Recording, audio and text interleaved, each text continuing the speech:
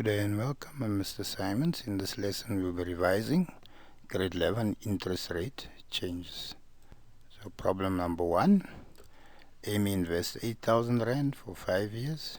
She receives 12% per annum compounded monthly for the first 3 years and 15% per annum compounded quarterly for the next 2 years.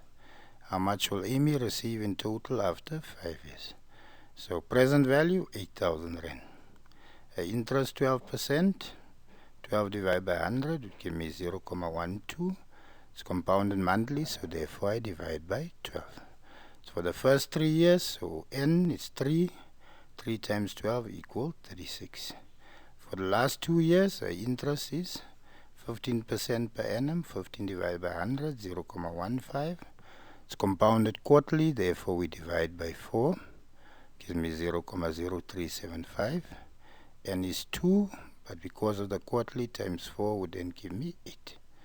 So an equation for interest rate changes, A equal P, 1 plus I to the power n, 1 plus I to the power n.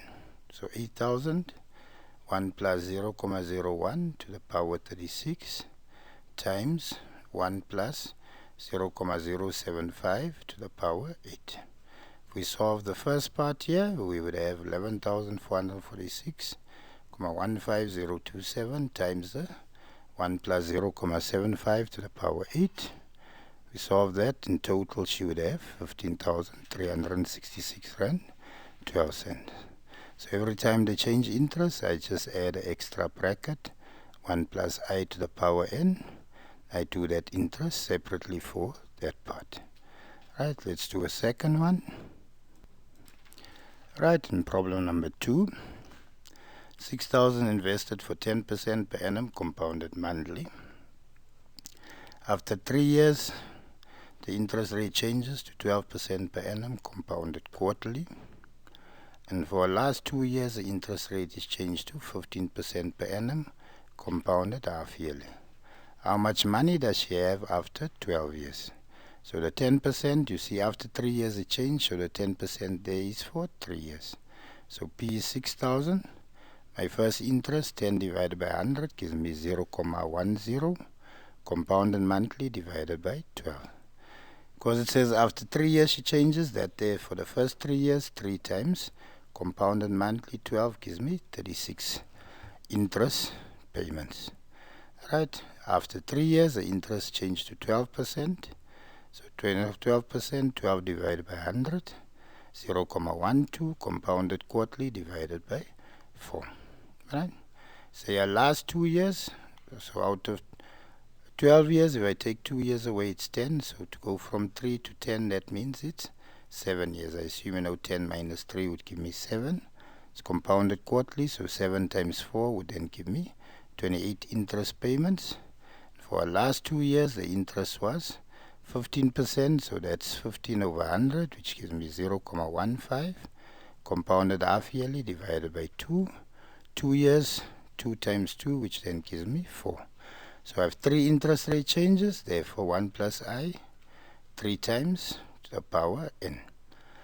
So P is 6,000, my first interest for the first 3 years, 0.10 over 12 to the power 36. Next 7 years of my 12 years, 3 plus 7 gives me 10, 0.12 over 4 to the power 28, and my last 2 years, 1 plus 0.15 over 2, power 4. You can punch in the first one, will come to that. Multiply, it will go to that. Multiply, final answer, or you can punch in everything one go on your calculator. But the final answer, 24,715 Rand, 87 cents. Right, let's look at one that's a little more complex. Right, 14,000 is invested in the account. Account earns interest at a rate of 9% per annum, compounded semi-annually, for the first 18 months and thereafter 7.5% per annum, compounded monthly.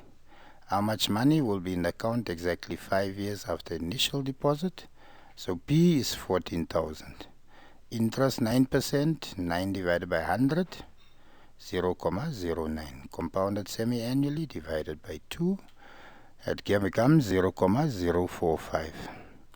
18 months. So we assume semi-annually, is every 6 months in a year. Ne? So the 18 divided by 6 gives me 3 interest payments. Then interest changes to 7.5%. So 7.5 divided by 100 gives me 0.075. Compounded monthly divided by 12 comes 0.00625. For n months in 5 years, I have 5 times 12, which gives me 60 months, minus the 18 months for the first interest payment. So for the n period, I have 42 months left. So only 2 interest rate changes, therefore 2 brackets with 1 plus I to the power n. P is 14,000, 1 plus 0.045, 1 plus 0.00625, power 42 and 3. We simplify on a calculator, we'll get 20,755 rand 8 cents. So hope you follow, hope you enjoy the lesson. Please like, share and subscribe. God bless. Bye.